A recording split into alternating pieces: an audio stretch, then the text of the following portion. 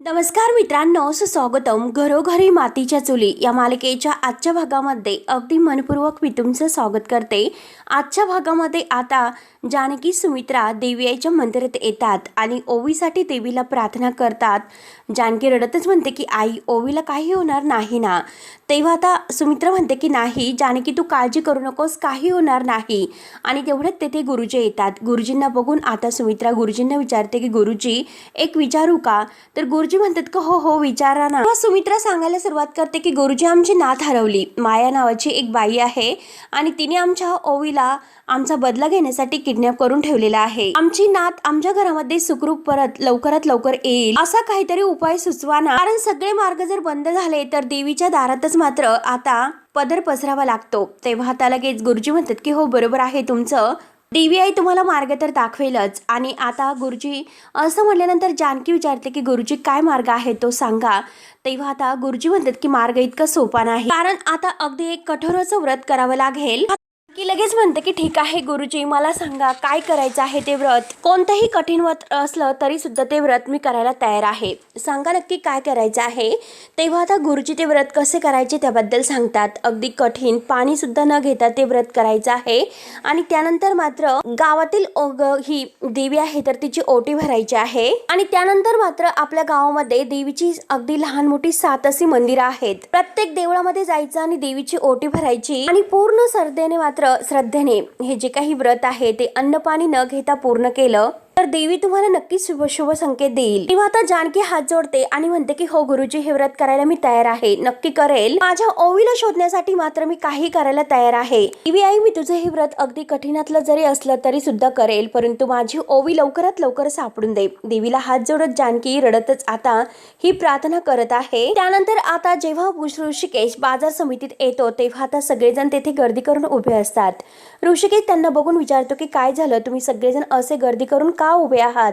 तेव्हा आता त्यातील एक व्यक्ती म्हणतो की ऋषिकेश दादा, हे बघा, तुम्ही जरी आम्हाला सांगितलं नाही तरी सुद्धा आम्हाला तुमच्या मुलीबद्दल कळालेलं आहे आणि तुम्ही एकटे पडले असं समजू नका, आम्ही सगळे गावकरी तुमच्या सोबत आहोत। लवकरात लवकर मिळून आपण तुमच्या मुलीला शोधूया। तेव्हा आता ऋषिकेश हे सगळं काही अगदी ऐकून त्या लोकांचे आभार मानतो। खरंच मनापासून तुमचे धन्यवाद। मग आता सगळीकडे बारीक नजर ठेवा, ती माया काही पण करू शकते, माझी मुलगी लवकरात लवकर सापडायला हवी। तेव्हा दुसरा माणूस म्हणतो की हे बघा ऋषिकेश दादा, तुम्ही काही काळजी करू नका, ओवी लवकरच सापडेल। आपण सगळेजण एकत्र कामाला लागलो तर नक्की सापडेल, अजिबात ताण घेऊ नका, सगळं काही ठीक होईल, आम्ही तुमच्या सोबत आहोत। आणि तेवढ्यात तेथे सारंग येतो। सारंगला बघून आता ऋषिकेश रागाने त्याच्याकडे पाहतो। त्यानंतर मात्र आता इकडे जानकी हे व्रत करायला घेते। देवी आईच्या प्रत्येक ओटी ती भरत असते। आता सारंग मात्र ऋषिकेशला भेटायला येतो तर ऋषिकेश आता तेथील सगळ्या जमलेल्या माणसांना म्हणतो की ठीक आहे या आता तुम्ही। तेव्हा सगळेजण आपापल्या कामाला लागतात। ऋषिकेश सारंगला विचारतो की काय झालं। तेवढ्यात एक व्यक्ती धावतच येतो आणि म्हणतो की ऋषिकेश दादा, तुम्हाला एक सांगायचंच राहून गेलं, कारण ज्या बाजार समितीच्या फाईल आहेत त्या तुम्हाला मी काल दिल्या होत्या, म्हणजे कपाटात ठेवल्या होत्या, आणि ज्या काही फाईल आहे ते एकदा चेक करून घ्या, मी कपाटात ठेवलेल्या आहे। तेव्हा ऋषिकेश म्हणतो की ठीक आहे। आता सारंगला तर ह्याच फाईल चोरायच्या असतात। सारंग म्हणतो की ठीक, म्हणजे आता त्याच्या लक्षात येते। ऋषिकेश त्यांना म्हणतो की ठीक आहे आणि ते व्यक्ती तेथून निघून जातात। आणि तेवढ्यात ऋषिकेशच्या मोबाईलवर एक कॉल येतो। ऋषिकेश म्हणतो की हो ऋषिकेश, रणदिवेच बोलतोय। आणि आता ऋषिकेशला तो असा फोन असतो की त्याला एक मुलगी सापडलेली आहे आणि ऋषिकेशला ते फोनवर सांगत असतात।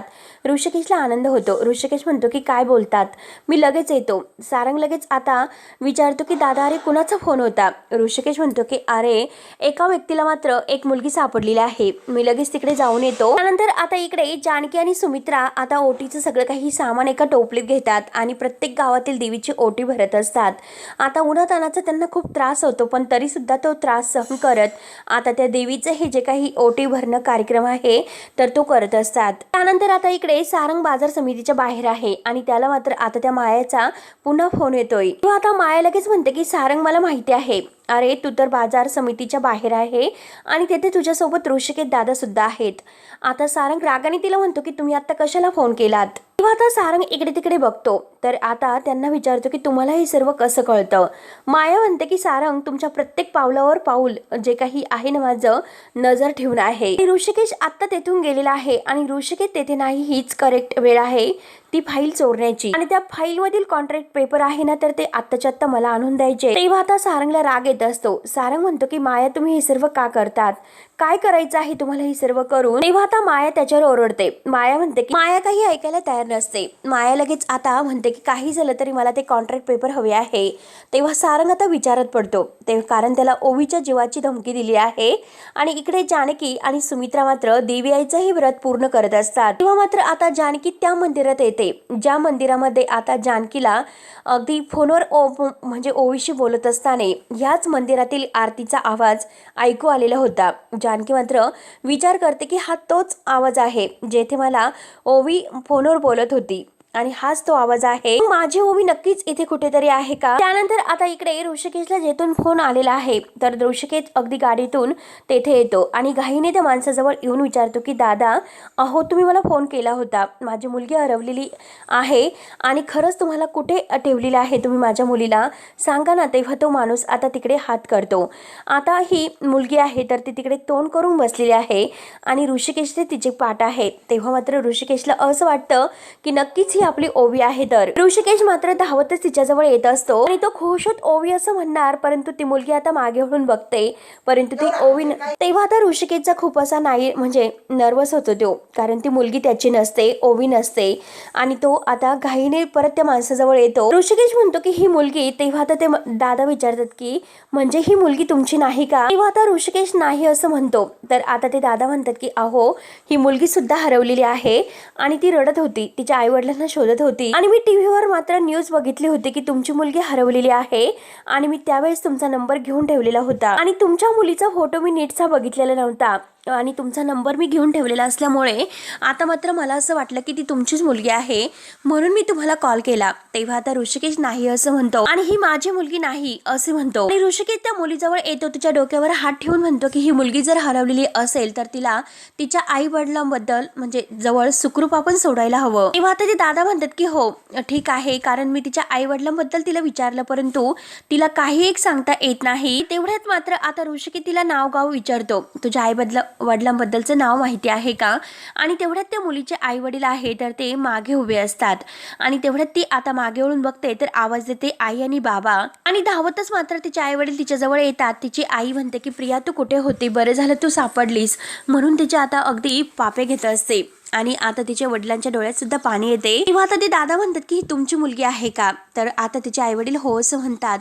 तर आता हे दादा म्हणतात की मला असं वाटलं होतं की ही ऋषिकेशचीच मुलगी आहे म्हणून मी यांना फोन करून बोलावलं होतं आणि ऋषिकेश म्हणतो की बरं झालं तुमची मुलगी तुम्हाला वेळेत सापडली। तेव्हा त्या मुलीची आई म्हणते की काळजी करू नका दादा, तुम्ही तुमची ओवी सुद्धा तुम्हाला लवकरात लवकर सापडेल। ज्या काही दादांनी त्या मुलीला मदत केलेली आहे तर त्याचे आता अगदी मनापासून आभार ती बाई मानते आणि म्हणते की खरंच तुमच्यामुळे आमची मुलगी आज आम्हाला मिळाली। तेव्हा ते दादा म्हणतात की तुम्ही वेळेत आला ते सुद्धा बरं झालं। तेव्हा ती मुलगी तिच्या आईला म्हणते की आई मी तुझा हात कधीही नाही सोडणार तर तिची आई तिला म्हणते मीच तुझा हात कधीही नाही सोडणार बाळा। ऋषिकेश डोळे भरून आता त्यांच्याकडे बघतो आणि त्या मुलीच्या डोक्यावर पुन्हा हात ठेवतो। तिला आता ऋषिकेशला आपल्या ओवीची आठवण येते। आता ऋषिकेशचे डोळे भरून येतात की यांची मुलगी सापडली परंतु माझी ओवी कुठे असेल, कशी असेल। त्यानंतर जानकी आणि सुमित्रा मात्र मंदिरातच असतात। मंदिरात देवीची आरती सुरू असते आणि तेवढ्यात बाहेर त्याच मंदिराच्या बाहेर ओवी ही एका खेळणेवाल्याच्या दुकानाच्या समोर उभी आहे आणि तेथील खेळणं बघून ती खूप खुश होते आणि तेवढ्यात माया तेथे येते। माया आता ओवीला म्हणते की तुला खेळणं हवं आहे का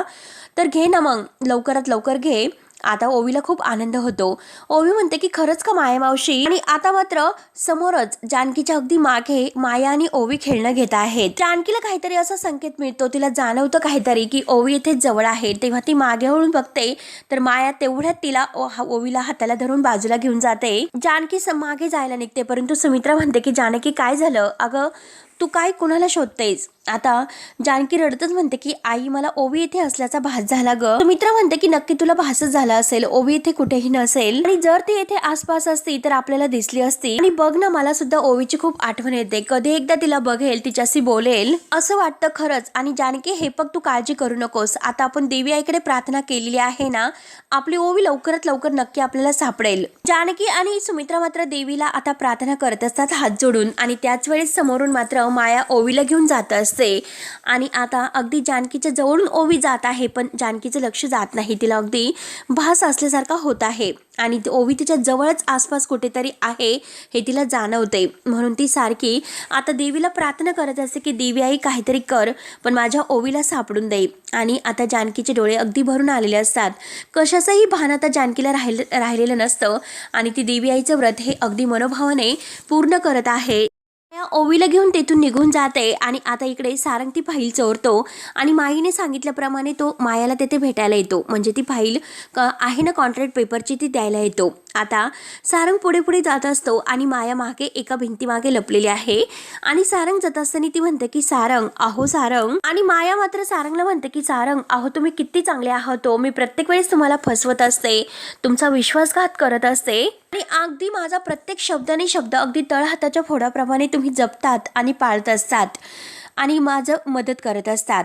तेव्हा लगेच सारंगला खूप राग येतो. सारंग तिच्यावर खूप ओरडतो की गप, आता थोबाड फोडेल जास्त जर बडबड केली तर, तुझा शब्द झेलावा इतकी तुझी लायकी नाही. तेव्हा आता माया म्हणते की राहिलं आणि म्हणजे मी आता माझा लॉयर मित्र गमवला का. सारंग म्हणतो की तुझी ही नाटकं आता बंद कर, आत्ताच्या आत्ता ओवीला बोलाव तरच मी तुझ्या हातामध्ये फाईल देईल. तेव्हा माया म्हणते की फाईल अगोदर दे. तेव्हा सारंग म्हणतो की तुम्हाला मूर्ख समजलंस का, मी तुला अगोदर फाईल नाही देऊ शकत, तू अगोदर ओवीला घेऊन ये. माया लगेच हसायला सुरुवात करते. सारंग म्हणतो की ओवीला बोलावून घेऊन ये आणि तरच मी तुला फाईल देणार आहे. तेव्हा आता माया म्हणते की फाईल मधील पेपर खरे आहे किंवा खोटे आहे हे अगोदर बघायला नको का, आणि मी ओवीला कसं तुमच्याकडे सोपवणार बरं. तेव्हा आता सारंग म्हणतो की माया, हे बघ मी तुझ्यासारखा खोटारडा नाही आणि हे बघ तुम्हाला सांगितलं ते काम मी केलेलं आहे, मी पेपर्स घेऊन आलो आणि कसं आहे की तुझ्यामुळे मात्र मी माझ्या घरामध्ये बदनाम झालेला आहोत, त्यामुळे किती काही झालं तरी आता ओवीला घेतल्याशिवाय मी तुम्हाला फाईल नाही देऊ शकत. माया म्हणते की तुम्ही ओवीला घेऊन जा, काही केलं तरी घेऊन जा, परंतु अगोदर फाईल द्या. तेव्हा आता सारंग म्हणतो की मी ओवीला बघितल्याशिवाय फाईल नाही देऊ शकत. तेव्हा आता माया म्हणते अगोदर पेपर्स, नाहीतर काय होईल तुम्हाला माहितीच आहे. शेवटी सारंग रागाने तिच्या हातावर फाईल ठेवून देतो. आता माया हसत असते आणि गुड बाय असं म्हणते. माया मात्र ती फाईल आता शोधत असते, म्हणजे चेक करत असते की नक्की तीच कॉन्ट्रॅक्टची पेपर आहे का. आणि तेवढ्यात सारंग तिला विचारतो की माया, ओवी कुठे आहे सांग अगोदर. माया काही बोलत नसते. माया ते पेपर्स पाहत असते. सारंग पुन्हा जोरात एकदा नाही दोनदा ओरडतो, माया मी तुला विचारतो पेपर्स कुठे आहे, आणि आता तुला पेपर्स मिळालेले आहेत, त्यामुळे आता पेपर्स घेतले तर ओवी कुठे आहे ते सांग, लवकरात लवकर ओवीचा पत्ता दे. तेव्हा सारंग म्हणतो की माया मला ओवीला हवं आहे, ओवीला घेऊन ये. आता माया ही पेपर्स वगैरे बघते आणि नाही आणणार असं म्हणते. तेव्हा सारंग खूप चिडतो. सारंग म्हणतो की नाही आणणार म्हणजे काय, तू तर शब्द दिलेला होता मला, हे बघ मी माझा शब्द पाळलेला आहे, तू तुझा शब्द पाळ. माया आता जोरजोराने हसायला सुरुवात करते आणि सारंगची गंमत उडवत असते. तेव्हा आता माया म्हणते की अरे तुझ्याशी लग्न करण्याचा मी सुद्धा शब्द दिलेला होता, अरे तू सुद्धा मला लग्न करण्याचा शब्द दिला होता, पाळला का मी, आणि तू सुद्धा आता माझ्या शब्दावर इतका विश्वास ठेवू नकोस. तेव्हा आता सारंग खूप भडकलेला असतो. सारंग म्हणतो की हे बघा माया, आज मी तुम्हाला शेवटचं सांगतो, काही झालं तरी ओवीला येथून घेतल्याशिवाय मी नाही जाऊ शकत. तेव्हा माया नाही असं म्हणते. तेव्हा सारंग म्हणतो की तू तसं नाही ऐकणार, म्हणून तो मायाच्या हातातील फाईल हिसकावायला जातो, तर माया लगेच ती फाईल बाजूला धरते. सारंग तिच्याकडे रागाने बघत म्हणतो की माया ती फाईल दे. माया म्हणते की नाही देऊ शकत, देणार नाही असं म्हणते. आता सारंग म्हणतो की मला ओवी हवी आहे. आता माया म्हणते की नाही देणार. आता सारंगने मात्र ह्या मायाचा रागाने हात धरलेला असतो आणि तो म्हणतो की ओवीला घेऊन ये. तेव्हा माया त्याला जबरदस्तीने धमकावत म्हणते की सारंग माझा हात सोड. सारंग म्हणतो की नाही सोडणार, जोपर्यंत ओवीला घेऊन येऊ शकत नाही तोपर्यंत हात नाही सोडणार. सारंग तिचा जोरात हात पिरगाळतो, माझ्या ओवीला मला दे, नाहीतर ती फाईल मला दे. आणि आता सारंग म्हणतो की काही झालं तरी माझी ओवी मला पाहिजे. सारंगने मात्र जोरात तिचा गळा दाबलेला असतो आणि तेवढ्यात आता त्या मायाचा एक गुंड धावतच येतो आणि सारंगला बाजूला ढकलतो. सारंग काही झालं तरी आता मात्र ऐकायला तयार नसतो आणि तो म्हणतो की काही झालं तरी मला ओवी हवी आहे. पुन्हा तो मात्र आता त्या मायाच्या अंगावर धावून येतो आणि तेवढ्यात आता मायाचा गुंड सारंगला जोरात घट्ट पकडतो आणि माया लगेच आता गाडीतून घाईने येते आणि गाडीमध्ये बसते. गाडीमध्ये बसून मात्र मागे वळून पाहत असते आणि सारंगवर हसत असते. सारंग अगदी जीवाचा आटापिटा करत असतो आणि त्या गुंडाच्या हातातून सुटण्याचा तो प्रयत्न करत असतो माया मागे धावण्यासाठी, परंतु या गुंडाने सारंगला घट्ट पकडून ठेवलेलं असतं आणि जोरात मात्र सारंग त्याच्याशी झटापट करत असतो. तर सारंगला तो गुंड आता बाजूला अगदी लोटून देतो आणि सारंग मात्र तेथील तार कंपाऊंडवर जाऊन पडतो. सारंग त्याचा पाठलाग करत असतो आणि शेवटी तो सुद्धा तेथून पळून जातो. सारंग ह्या मायाच्या मागे धावत असतो, परंतु माया गाडीत बसून तेथून निघून गेलेली असते. त्यानंतर आता इकडे सयाजीराव बसलेला असतो आणि ऐश्वर्या तेथे येते आणि म्हणते की डॅडा, न्यूज तर तुम्ही बघितलेली असेल आणि तेव्हा तुम्हाला कळालेलं असेल की जानकीने मात्र माझ्या विरोधात आता कोर्टामध्ये खोटी साक्ष का दिली असेल. तेव्हा तरी सुद्धा सयाजी काही बोलत नसतो. ऐश्वर्या म्हणते की डॅडा, हे बघा प्लीज समजून घ्या. हो, त्या मायाने ओवीला किडनॅप केलं होतं, जानकीच्या मुलीला, आणि कोर्टामध्ये साक्ष देण्या अगोदरच मायाने तिला धमकी देण्याचा फोन केलेला होता, म्हणून जानकीला सगळं काही खोटं बोलावं लागलं. तेव्हा आता हे ऐकून सयाजी म्हणतो की जानकीने शेवटी तुझा नाही तर अगदी स्वतःचा पहिल्यांदा विचार केला तर. तेव्हा आता सयाजी असं म्हटल्यानंतर ऐश्वर्या म्हणते की डॅडा, तुम्ही नक्की हे काय बोलतात? एकदा तुम्ही त्या जानकीला माझ्या जागी आणि तुम्हाला त्या ओवीच्या जागी ठेवून बघा. तुम्ही जे काही बोलतात ते तुम्हाला पटतं का? आणि हे जे काही करेक्ट आहे का? जर तुमच्यामुळे आज अशी वेळ आली असती तर तुम्ही काय केलं असतं? आणि हे बघा डॅडा, अशा सिच्युएशन मध्ये जर मी अडकले असते त्यावेळेस माझे वडील म्हणून तुम्ही हाच विचार केलेला असता, हे लक्षात घ्या. त्यावरती सयाजी म्हणतो की पोरी तेच करतोय, परंतु तुला ते नाही कळत. मी तुझ्यासाठीच अगदी सर्व काही करत आहे आणि तुझा आपला त्या जानकीवरच विश्वास आहे. त्या जानकीनेच तुला फसवलेला आहे. तेव्हा ऐश्वर्या म्हणते की नाही नाही डॅडा, असं नाही डॅडा, हे बघा तर खरंच तसं नाही. तेव्हा सयाजी म्हणतो की पोरी बहाना बरे, त्या अवंतिकाला आणि जानकीला जर तुला सोडवायचं असतं तर त्यांनी तुझ्यासाठी काहीतरी प्रयत्न केलेला असता. सांग ना मग त्यांनी तुझ्यासाठी काय केलं? ऐश्वर्या म्हणते की डॅडा, हे बघा त्या दोघींनी नक्कीच काहीतरी तयारी करून ठेवलेली असणार, तुम्ही काही काळजी करू नका. तेव्हा सयाजी म्हणतो की तुझा तर बापावर विश्वास नाहीच, तुझा सगळं काही विश्वास आहे ना तर तू त्या जानकीवर. आजपर्यंत मी तुझ्यासाठी जे जे काही केलंस तर त्याचे चांगले पांग तू फेडलेस. तेव्हा आता ऐश्वर्या म्हणते की डॅडा, हे बघा, परंतु सयाजी तिच्यावर ओरडतो की मला काही ऐकून घ्यायचं नाही. नंतर आता इकडे माया गाडीतून येत असते आणि ती लगेच गाडी थांबवते आणि खुश होत ती सयाजीला फोन करते. तेव्हा मात्र आता सयाजी फोन उचलतो, ऐश्वर्या समोरच असते. आता सयाजी विचारतो की कोण बोलत आहे? तेव्हा आता लगेच माया म्हणते की मी माया बोलते. सयाजी म्हणतो की काय माया, आणि तू कशाला फोन केलास असं विचारतो. तेव्हा आता माया म्हणते की तुम्हाला गुड न्यूज देण्यासाठी. बाजार समितीचं जे कॉन्ट्रॅक्ट होतं ना तर त्याचे पेपर्स आता त्या कपाटातून गायब झालेले आहेत. तेव्हा आता सयाजी म्हणतो की हे करणं इतकं सोपं नाही. आता माया म्हणते की सोप्या गोष्टी माया करतच नाहीत, कारण ज्या काही चॅलेंजिंग गोष्टी आहेत तर ते करण्यामध्ये एक वेगळंच काहीतरी थिर असतं. आणि जर तुम्हाला विश्वास बसत नसेल तर तुम्ही स्वतः जाऊन बघा, कारण ओवीला वेठीस धरून मी आता सारंगून हे काम करून घेतलेलं आहे. तर तेव्हा आता सयाजी म्हणतो की म्हणजे तू त्या नाण्याच्या नातीला पकडलं आणि त्यांचाच अगदी जो आहे तर तो मुठीत धरलेला आहे. तर माया म्हणते की हो, तर कारण त्यांची तडफड तर व्हायलाच हवी. तेव्हा आता सयाजीला खूपच आनंद होतो. सयाजी म्हणतो की ठीक आहे, मी बाजार समितीच्या ऑफिस मध्ये जाऊन बघतो, म्हणून तो लगेच आता असं बाजार समितीत निघून जातो. परंतु ऐश्वर्या हे सगळं काही बोलणं ऐकते. तेव्हा आता ऐश्वर्या विचार करते की म्हणजे मायाने डॅडाला फोन केलेला आहे, नक्कीच काहीतरी गडबड आहे. तर म्हणून ऐश्वर्या आता फोन करण्याचं ठरवते आणि आपला मोबाईल घेते. त्यानंतर आता इकडे जानकी मंदिरात एकटीच बसलेली आहे. तिला आता ओवी बरोबर घालवलेले प्रत्येक क्षण आठवतात. ओवीची खूप आठवण होत असते. आता जानकी पूर्णपणे विचारात पडलेली आहे आणि तेवढ्यात तेथे सुमित्रा येते. सुमित्रा आता जानकीला म्हणते की सगळ्या देव्यांच्या ओट्या आहेत त्या भरून झाल्यात, चल आपण निघूयात का? जानकी म्हणते की ठीक आहे आई, आपण निघूया. तेवढ्यात तेथे ऐश्वर्या येते. ऐश्वर्याला बघून आता जानकी आणि सुमित्रा पाहतच असतात. जानकी ऐश्वर्याला म्हणते की ऐश्वर्या तू इथे? तेव्हा ऐश्वर्या म्हणते की हो, तुलाच भेटायला आले. तेव्हा आता जानकी विचारते की म्हणजे तुझा माझ्यावरचा राग? तर ऐश्वर्या म्हणते की हो, गेलेला आहे. तर जानकीला आनंद होतो. ऐश्वर्या म्हणते की जानकी, माझा तुझ्यावर कधी राग नव्हताच, कारण मला सगळं कळालेलं आहे. ओवी मायाच्या ताब्यात असल्यामुळे तुला कोर्टात माझ्या विरुद्ध साक्ष द्यावी लागली. तेव्हा आता जानकी रडतच हो ग असं म्हणते आणि त्यासाठी मला माफ कर, कारण माझ्याकडे कोणताही दुसरा पर्याय नव्हता. पण अगं ऐश्वर्या, तू माझ्यावर विश्वास ठेवला, मला समजून घेतलं आणि खरंच त्याबद्दल थँक्यू. त्यावरती ऐश्वर्या म्हणते की तू वेडी आहेस का? अगं हे बघ, तू कितीतरी वेळेस मला समजून घेतलेला आहेस. माझ्या प्रत्येक चुका तू तुझ्या पदरात घातलेल्या आहे आणि हे बघ, मी जे काही केलेलं आहे ते खरंच खूप क्षुल्लक होतं. तेव्हा आता सुमित्रा म्हणते की ऐश्वर्या, तुला तुझ्या चुकांची जाणीव झालेली आहे आणि हेच आमच्या दृष्टीने खूप मोठं आहे. आणि हे बघ, तुला जेव्हा मी आता एक खरं गोष्ट सांगते, जेव्हा जानकी तुला हे सगळ्यातून बाहेर काढण्याचा प्रयत्न करत होती त्यावेळेस मी आणि ऋषिकेत तिला वारंवार हेच सांगत होतो की जानकी, तू हा प्रयत्न करू नको, तू ऐश्वर्यावर विश्वास ठेवू नको. पण तरी सुद्धा ती तुला मदत करतच राहिली आणि तुझ्यावर विश्वास ठेवतच राहिली. तुझ्यावरचा जो काही विश्वास होता तो तिचा आढळ होता. परंतु जेव्हा तुला सोडण्यावरची जी वेळ आली होती आणि त्यावेळेस त्या मायेने डाव साधला आणि आज मात्र ती ओवीच्या खांद्यावरून आमच्यावर हल्ले करत आहे. तेव्हा ऐश्वर्या म्हणते की हो, मला माहिती आहे, कारण मी जेव्हा पेपरमध्ये न्यूज बघितली तेव्हाच मी ओळखलं होतं की नक्की हे मायाचं कारस्थान असेल म्हणून. तेव्हा आता जानकी म्हणते की हो ऐश्वर्या, हे सगळं काही ती माया करत आहे. आपल्या नात्यामध्ये कडवटपणा यावा आणि तुझा माझ्यावर असणारा जो काही विश्वास आहे तो अगदी दूर व्हावा का यासाठी तिचे हे डाव सुरू आहेत. तर पण अगं ऐश्वर्या, तू आज येथे येऊन सिद्ध केलंस की खरंच तुझा माझ्यावर विश्वास आहे म्हणून. तू जे काही करतेस ना तर ते मनापासून करते. तेव्हा ऐश्वर्या म्हणते की हो जानकी, उशिरा का होईना परंतु मला शहाणपण आलेला आहे, परंतु हे फक्त तसा वेडेपणा मात्र मी कधीही नाही करणार. तेव्हा जानकी म्हणते की हो, आणि मी सुद्धा तुला तो वेडेपणा नाही करून देणार. जानकी म्हणते की नीट काळजी घे. ऐश्वर्या आणि जानकी आता एकमेकींना भेटतात एकमेकींच्या मिठीत येऊन, आणि त्यानंतर ऐश्वर्या म्हणते की जानकी, मला तुला महत्त्वाचे अपडेट्स द्यायचे आहेत. ऐश्वर्या तिला सांगते की बाजार समितीच्या त्या कपाटामधून जे कॉन्ट्रॅक्टचे पेपर आहेत ते गायब झालेले आहेत. हे ऐकल्यानंतर जानकीला आता खूप मोठा धक्का बसतो. जानकी म्हणते की काय बोलतेस? ऐश्वर्या म्हणते की हो नक्कीच. आणि शेवटी हा भाग येथे संपतो. पुढील भागामध्ये जानकी मात्र प्लॅन करून आता मुद्दाम मायाला भेटायला येते आणि म्हणते की मी हारले, मी तुझ्यासमोर हात जोडते.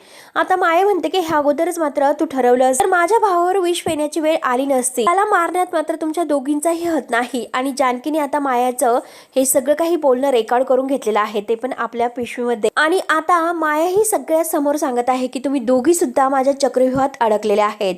आणि आता इकडे कोर्टामध्ये हे सगळं काही आता ही माया जे काही बोलत आहे तर ते सगळेजण ऐकत आहेत.